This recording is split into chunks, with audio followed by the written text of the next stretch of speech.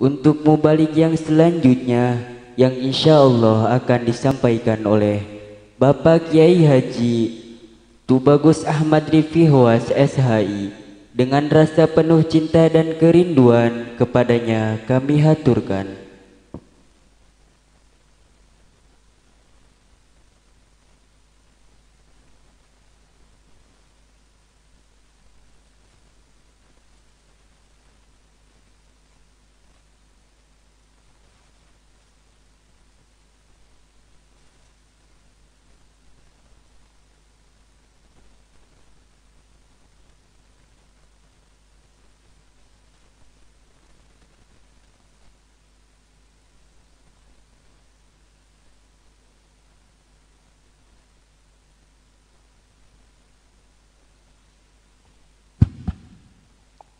Assalamualaikum warahmatullahi wabarakatuh.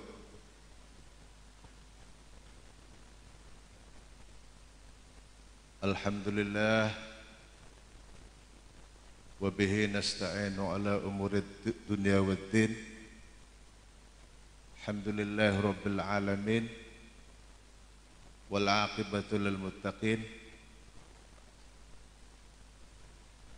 Wassalatu wassalamu ala sayyidina Muhammadin sayyidil mursalin wa ala alihi wa ashabihi al-ghurril mayamin. Rabbi shrah li sadri wa yassir li amri wahlul 'uqdatam min lisani yafqahu qawli. Amma ba'du.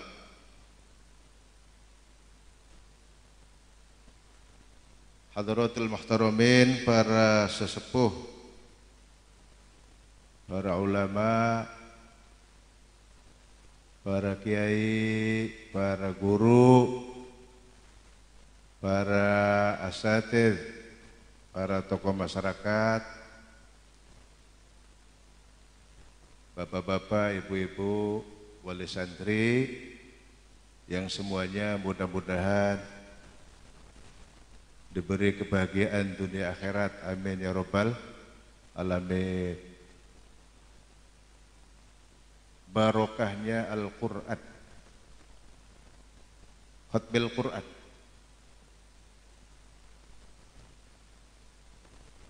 Saya bahagia dan gembira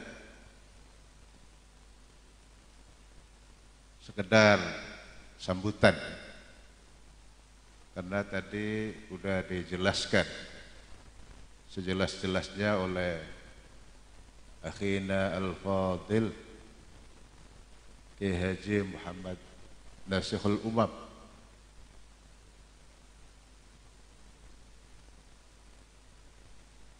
Beliau adalah sepupu saya dari buntut pesantren. Jadi bapak beliau dengan bapak saya kakak adik, ibunya juga kakak adik, kakang oleh kakang, adik oleh adik, dari buntut pesantren. Beliau cucunya Al-Maghfurlah Kiai Haji Mustamid Abbas, begitu juga saya sama. Alhamdulillah. Saya bahagia, gembira terhadap perkembangan pesantren Minhajul Thalibin, baik dari sisi formal sekolahnya maupun tidak lupa yang intinya adalah pengajian. Sebab yang namanya pesantren itu yang ngaji, pengajian, terutama pengajian Qur'annya. Jadi pesantren Minhajul Thalibin sudah bisa dan mampu melanjutkan apa yang ada di buntut pesantren berupa ta'limu qiraatil Qur'an, mengajarkan baca Qur'an. Jadi pengajaran Al-Qur'an yang ada di pesantren Minhajul Thalibin ini adalah apa yang telah diajarkan oleh para kiai, para sepuh di buntut pesantren. persis. Jadi melanjutkan misi para ulama. Ini yang paling penting itu. Jadi manfaat.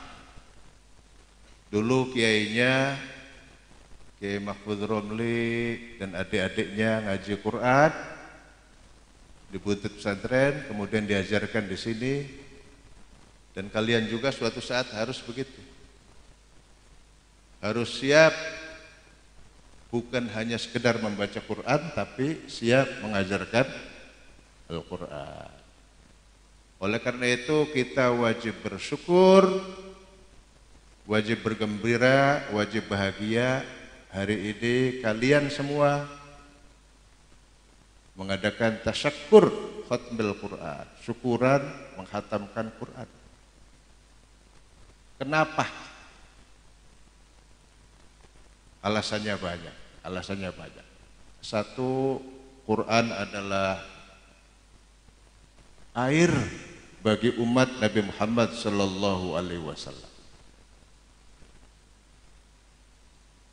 Dalam Al-Quran disebutkan wa anzalna minas sama'i ma'a, dan kami turunkan dari langit air. Sebagaimana air turun dari langit, Al-Quran pura turun dari langit. Oleh karena itu banyak ulama, terutama para sufi, mengartikan air dari langit itu dengan Quran. Guru saya sendiri mentafsirkan wa anzalna minas sama'i ma'a itu Quran, ma'an ing Quran. Karena sama, Quran bagi umatnya Nabi Muhammad sallallahu alaihi wasallam itu bagaikan air bagi umat manusia. Tanpa Quran maka hati kita akan kering kerontang, tidak tumbuh pepohonan dengan buah-buahan yang bermanfaat. Tapi dengan Al-Quran hati kita akan menghijau, akan tumbuh pepohonan yang berbuah dan manfaat bagi siapapun. Amin ya rabbal alamin. Jadi Quran itu sama dengan air. Oleh karena itu bagi yang telah menghatamkan Al-Quran, tentu dengan cara musyafahah. Mengaji Al-Quran itu tidak boleh melalui MP3, nggak boleh. Melalui video, nggak boleh. Pakai YouTube, gak usah ngaji sama kiai lagi, YouTube aja YouTube. Sekarang zamannya zaman YouTube, cukup dengan YouTube aja. Nggak cukup, itu nggak sah. Kata Kiai Ade Nasikh tadi disebutkan tadi, harus musyafahah, harus melalui mulutnya guru supaya dapat ijazah yang seperti tadi itu syahadat. Qara'tul Quran, aku baca Al-Quran di depan guru saya Kiai Anu dari Kiai Anu dari terus sampai Rasulullah. Nah, maka tidak boleh kalau tanpa musyafahah, tanpa melihat mulutnya guru, nggak boleh. Nggak melalui mulut guru belajar Al-Quran tidak boleh. Itu harus musyafahah. Itulah cara agama kita mengajarkan ilmu, dan itu bukan hanya Quran saja, ilmu apapun juga begitu. Jadi kesimpulannya wajib disyukuri, alhamdulillah, ini nikmat yang besar. Sebab hatam Al-Quran dengan cara seperti ini adalah merupakan awal dari keberhasilan, awal dari kesuksesan, awal dari kebahagiaan hidup dunia akhir. Amin ya rabbal. Maka wajib disyukuri, wajib disyukuri. La in syakartum la azidannakum wa la in kafartum inna azabi lasyadid. Oleh karena itu, bapak-bapak, ibu-ibu, wali santri, nggak heran kalau ceritanya ini kisah nyata. Seorang ulama besar, gurunya ulama Nusantara, Syekhuna Khalil Bangkalan, atau disebut Mbah Khalil. Mbah Khalil itu orang Cirebon yang hidup di Madura, keturunan Cirebon. Karena mbah beliau, kakeknya beliau yang dikubur di Jombang itu kelahiran Cirebon. Beliau Mbah Khalil adalah seorang waliullah, seorang wali yang masyhur. Gurunya para aulia, gurunya para ulama. Ketika putranya khatam membaca Fatihah, beliau punya putra laki-laki khatam membaca Fatihah, Fatihah khatam. Kalau ini kan ada yang juz amma hafalan, ya enggak? Juz amma hafalan, ada yang Quran 30 juz hafalan. Beliau Mbah Khalil putranya khatam Fatihah, saking gembiranya, saking syukurannya, beliau motong kerbau 7 ekor, mensyukuri anaknya yang khatam Fatihah. Itu seorang waliyo, seorang ulama dalam menghargai dan mentakzimi Al-Quranul Karim, mengagungkan demi mengagungkan Al-Quranul Karim, luar biasa. Jadi tadi belajar Al-Quran itu satu, wajib musyafahah dari mulutnya guru. Kalau enggak dari mulutnya guru bahaya, nantinya bahaya. Kemudian yang kedua, karena Al-Quran itu adalah fondasi, maka dengan khatam Al-Quran insya Allah akan menjadikan sukses dunia akhirat. Amin ya rabbal alamin. Seluruh ilmu agama yang ada di pesantren itu ada hubungannya dengan Quran semuanya. Semuanya adalah pengembangan dari belajar Quran. Kalau belajar Al-Quran tanpa guru, tanpa musyafahah, bahaya artinya. Wah, sekarang nggak apa-apa, nggak usah ngaji lagi. Quran di tulisan Latin juga ada. Pakai tulisan Latin juga cukup, katanya begitu. Itu salah. Begitu baca Al-Quran, nggak dari bahasa Arabnya, dari tulisan Latinnya. Murad marid nanti makhorijul hurufnya. Yang harus ha bagaimana, kho bagaimana, fa bagaimana. Jadi malah akhirnya nggak nyambung. Malah udah disebutnya ustadz lagi, masya Allah. Ustadz tanpa guru. Orang zaman sekarang bilangnya ustadz Google, Mbak Google. Ada tahlilan di tetangganya, dia ngimami surat Yasin. Baca Yasin. Bacanya enggak dari huruf Arab. Yasin. Baca Yasin oleh Yasin. Masya Allah. Yasin. Orang terbayut. Baca alam nashrah laka sadrak wa wada'na ka wizrak alladhi anqadha dhahrak alladzi anqadha dhahrak. Baru datang ngaji dikiranya apa, enggak ngerti, enggak paham maknanya, enggak paham makhorijul huruf. Dodok ya grok. Dari tadi juga udah duduk, angko dodok grok. Bis dodok ya grok. Masya Allah, prihatin kalau sama orang begitu. Jadi harus musyafahah, kalau enggak musyafahah begitu. Kemudian karena Al-Quran itu adalah wahyu dari Allah Subhanahu wa Ta'ala, maka ilmu yang lain, ilmunya Rasulullah Sallallahu Alaihi Wasallam berupa as-sunnah dan hadis, itu adalah penjelasan dari Quran. Hadisnya Rasulullah, Sahih Bukhari, Sahih Muslim, Sunan Abi Dawud, Sunan Ibnu Majah, Sunan An-Nasa'i, Kutubus Sittah, semuanya isinya menjelaskan tentang Al-Quran. Jadi jangan cukup khatam Quran, tapi berusaha untuk memahami Al-Quran. Oleh karena itu, apa yang dianjurkan oleh Kiai Muhammad Nasikh tadi, belajar nahwu shoroh. Jangan sampai udah jadi kiai, baru ngapalin jurumiyah. Lupa, sebab waktu mondoknya dulu nggak ngaji jurumiyah, kuliah aja. Jurmiyahnya nggak khatam. Begitu udah jadi kiai dipanggil orang-orang terkenal, kiai masyhur filer, baru belajar jurmiyah. Jangan sampai begitu.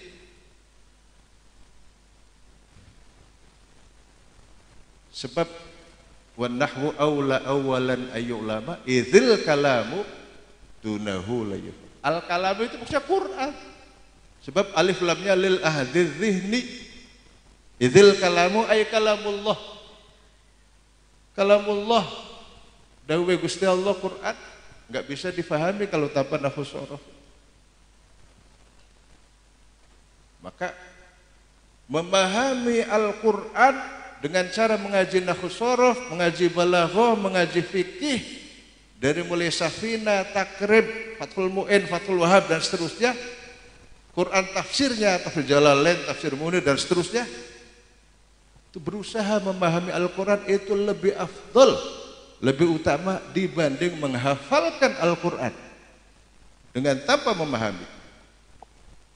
Orang zaman sekarang mohon maaf keliru, banyak yang keliru sekarang, bangga takfir, tapi lupa memahami Al-Qur'annya. Boleh baik-baik saja takfirul Quran, tapi harus diimbangi dengan memahami Al-Qur'an. Itu bukan cara salafun sholih begitu. Ulama salaf zaman dulu, baik itu sahabat tabi'in, kalau menghafalkan Al-Quran itu memahami dulu baru menghafalkan Al-Quran. Makanya Sayyidina Umar bin Khattab, beliau menghafalkan Al-Quran per ayat, satu ayat. Satu ayat dulu difahami maknanya 3 hari, baru nambah 1 ayat lagi. Difahami dulu 3 hari, baru 1 ayat lagi, 1 ayat. Sekarang orang menghafal Al-Quran, Masya Allah, kejar-kejaran seperti bus luragung.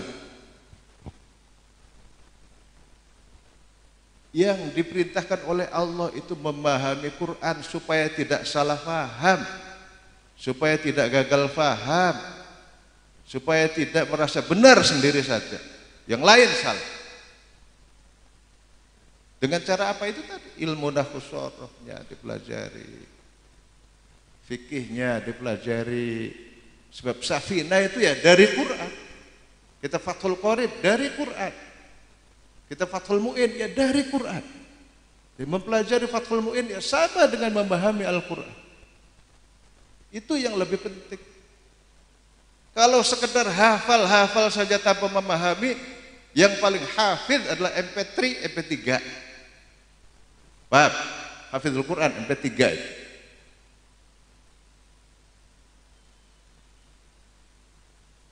Sekarang kok pada hafal. Yang harus dibanggai itu memahami Al-Quran dengan baik dan benar sesuai dengan pendapatnya para ulama salaf. Sebab kalau ada orang enggak memahami makna Al-Quran, nanti salah kaprah, nantinya salah faham. Kalau salah faham merasa dirinya paling benar, yang lain salah. Dulu ceritanya ada orang Arab habis maling, habis nyolok. Malam hari nyolok, ketahuan, dikejar-kejar masyarakat. Ini contoh orang yang nggak ngerti Quran, nggak paham Quran. Dikejar-kejar masyarakat karena nyolok, maling. Tiba-tiba wayanya subuh ada jamaah masjid, ikut jamaah di masjid. Supaya nggak ketahuan di shaf pertama. Biar nggak ketahuan di shaf pertama. Jadi makmum. Malingnya tuh, padahal mau ngumpet itu. Imannya ngimamin surat Al-Mursalat. Allahu Akbar, Fatihah. Surat Al-Mursalat dibaca. Imamnya baca alam nuhlikil awwalin. Bukankah kami hancurkan orang-orang yang pertama-pertama? Itu kan Gusti Allah itu lagi cerita dulu, al-awwal itu zaman dulu, kaumnya Nabi Lut, kaumnya Nabi Musa, kaumnya Nabi Nuh, ya enggak? Alam nuhlikil awwalin, perang sana dewe. Waduh, saya di shaf pertama ini bahaya, ini rusak, hancur. Pindah ke tengah. Wa nutbi'uhumul akhirin. Yang akhir juga sama, mau dihancurkan oleh Allah. Itu kebetulan malingnya namanya mujrim. Si malingnya namanya siapa? Mujrim. Pindah lagi ke belakang. Baru imamnya, kadzalika naf'alu bil mujrimin. Begitulah apa yang kami lakukan sama si mujrim. Si makmumnya ini nggak ngerti maknanya Quran, praksana diwadani ini Quran, melayu ketarak-tarak, lari, kapok. Ada lagi orang yang nggak paham Al-Quran, mau sholat Jumat, sebelum sholat Jumat rencananya mau sarapan dulu, ikan bandengnya udah siap ya, ikan bandeng ikan. Sarapan dulu, habis itu berangkat sholat Jumat. Setelah itu ikannya dia makan. Niatnya nawaitunya begitu makan, enggak. Udah lapar dari pagi enggak sarapan. Pas dilihat, masya Allah, nasinya ada, ikannya dimakan kucing. Dicari-cari kucingnya ada, itu tinggal kepalanya aja. Kata kucingnya akal tuh sama kata hatta roksaha. Kucingnya bahasa Arab ngomong. Akal tuh sama kata hatta roksaha. Tangkap kucingnya, kucingnya dibunuh. Saking mengkeleng, durung sarapan, iwaknya dipangan. Patene wis. Bunuh. Terus dia bunuh kucing, kubur kucingnya. Berangkat Jumat. Barang nu imame saking mengkelek sampai nggak sadar itu. Imamnya baca Quran dikirain nanyain dia. Fatihah dari imamnya. Wa bi ayyi dzambin qutilat, bi ayyi dzambin qutilat. Dosa apakah dia dibunuh? Jawab lagi sembahyang. Li'annaha lis-samakati akalat. Yang iwake dipangan. Ikannya dimakan saya bunuh. Lari. Walhasil itulah belajar ilmu nahwu soroh balaghah, tafsirnya Quran itu Quran diperdalam memahami maknanya dengan mempelajari tafsirnya yang benar, fikihnya yang benar, tajwidnya yang benar, itu kelanjutan dari ngaji Al-Quran. Jangan hanya sekedar menghafalkan dan membacanya secara mujawwad saja. Sebab itu adalah baru awal dari keberhasilan, awal dari kesuksesan. Amin ya rabbal alamin. Kalian belajar fikih, fikih itu asalnya dari Quran. Kalian belajar usul fikih itu dari Quran.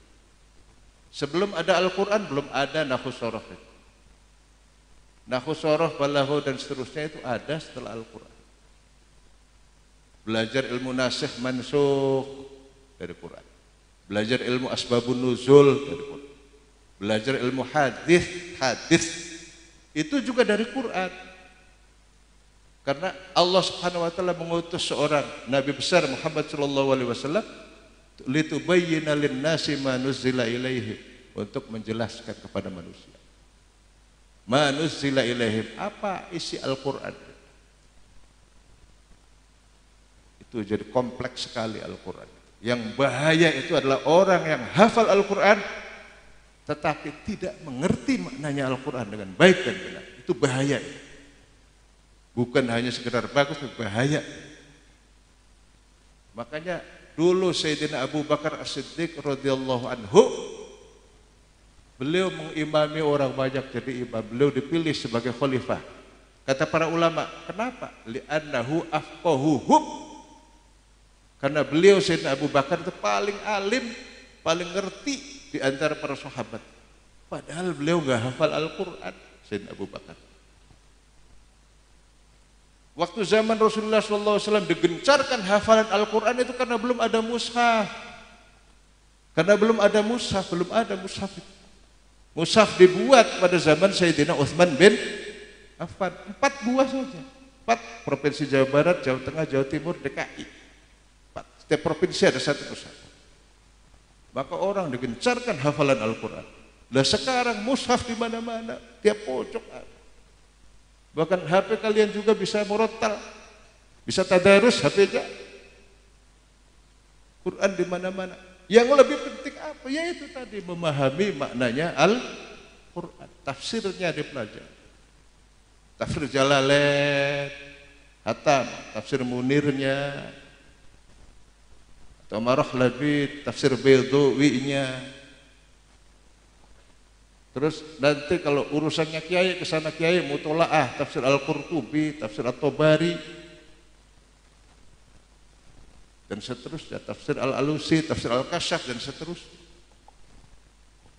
Yang modal tafsir 3 itu, dan tafsirul Quran bil ma'thur, seperti tafsir Ibnu Katsir, tafsir Fathul Qadir Imam Syaukani, ada seperti tafsirnya Ad-Durrul Mansur fi tafsirul Quran bil ma'thur Imam Jalalain Suyuti. Itu urusannya, makanannya para kiai, para ulama. Ada tafsir bil ma'qul kayak tafsir Jalalain, tafsir Baydawi, termasuk tafsir Munir. Ada tafsir Isyari, ini tafsirnya kaum sufi, ulama-ulama sufi, ulama-ulama thariqah. Seperti tafsirnya tafsir As-Sawi, juga tafsir apa itu hasyiahnya tafsir Jalalain, Hasyiah Al-Jamal. Tafsirnya Imam Abdul Qasim Al-Qushairi, tafsirnya Imam Sahal At-Tasturi, dan lain sebagainya. Tafsir Isyari. Pokoknya kalau orang mempelajari ilmu Quran, tafsir, maka ilmu yang lain harus dibawa. Haram bagi orang yang mempelajari tafsir Quran sementara dia belum paham nahwu sorof.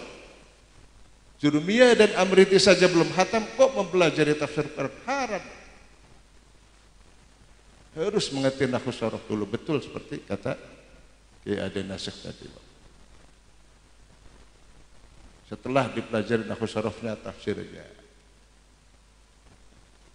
Kemudian kalau udah belajar tafsir, orang belajar tafsir itu harus dibekali dengan perangkat-perangkat ilmu yang lengkap. Usul fikihnya, kemudian mustalah hadisnya, kemudian asbabun nuzulnya, asbabul wurudnya, apalagi ilmu qiraat, tajwid dan qiraat. Baru mempelajari tafsir Quran itu baru hebat. Seperti ulama-ulama kita zaman dulu, amin ya rabbal alamin. Saya kira itu saja. Saya ikut gembira sama adik-adik semuanya, santri, putri maupun putra yang khatam Quran, juga yang khatam juz amma harus diteruskan sampai khatam Quran 30 juz, dan selalu mempelajari maknanya Al-Quran. Selalu berusaha untuk mempelajari, memahami maknanya Al-Quran dengan baik dan benar. Tidak boleh semaunya sendiri, sesuai apa yang dikatakan ulama yang berkompeten di bidang. Mari kita semua berdoa, mudah-mudahan apa yang kita laksanakan pada hari ini diridhoi Allah Subhanahu wa taala dan manfaat dunia akhirat. Allahumma shalli ala sayyidina Muhammadin salatan, dan Allahumma shalli ala sayyidina Muhammad al-Fatih lima ughliqa wal khatim lima sabaq nasirul haqqi bil haqq wal hadi ila siratikal mustaqim wa ala alihi haqqa qadrihi wa miqdaril azim. Salatan tujinna biha min jamil ahwal wal afat wa taqdilana biha jamil hajat wa tutahhiruna biha min jamil sayyiat wa tarfa'una biha innaka darajat wa tuballighuna bi aqsal ghayat min jamil khairat fil hayati wa ba'da. Alhamdulillahi rabbil alamin hamdan yuwafi ni'amahu wa yukafi mazidah. Ya Rabbana lakal hamdu kama yanbaghi li jalali wajhikal karim wa 'azimi sultanik. Rabbana hab lana min azwajina wa dhurriyyatina qurrata a'yun waj'alna lil muttaqina imama waj'alna lil muttaqina imama waj'alna lil muttaqina. Allahumma ij'alna auladana wa min alil ilmi wal khair wa la taj'alna wa min alil syurri wad dayn. Allahumma arhamna bil Qur'an, Allahumma arhamna bil Qur'an, Allahumma arhamna bil Qur'an bi rahmatika ya arhamar rahimin. Allahumma ja'al Qur'ana rabi'a qulubina, Rabbana atina fid dunya hasanah wa fil akhirati hasanah wa qina adzabannar wa qina adzabannar wa qina adzabannar wa adkhilnal jannata ma'al abrar bi rahmatika ya aziz wa ghafar. Wa sallallahu ala sayyidina Muhammadin wa ala alihi wasallam. Subhana rabbika rabbil izzati amma yasifun wa salamun alal mursalin walhamdulillahi rabbil alamin. Lil ijabati wal qabul wa li syafaatir rasul wa li naili kulli ma'mul. Al-Fatihah. Bismillahirrahmanirrahim. Alhamdulillahirabbil alamin. Arrahmanirrahim. Iyyaka na'budu wa iyyaka nasta'in. Shiratal mustaqim. Shiratal ladzina an'amta 'alaihim ghairil maghdubi 'alaihim. Saya kira itu aja yang bisa saya haturkan. Terima kasih atas perhatian para hadirin hadirat dan mohon maaf bila ada hal yang tidak berkenan. Wallahul muwaffiq ila aqwamit thoriq. Usikum wa iyaya bitaqwallah. Wassalamualaikum warahmatullahi wabarakatuh.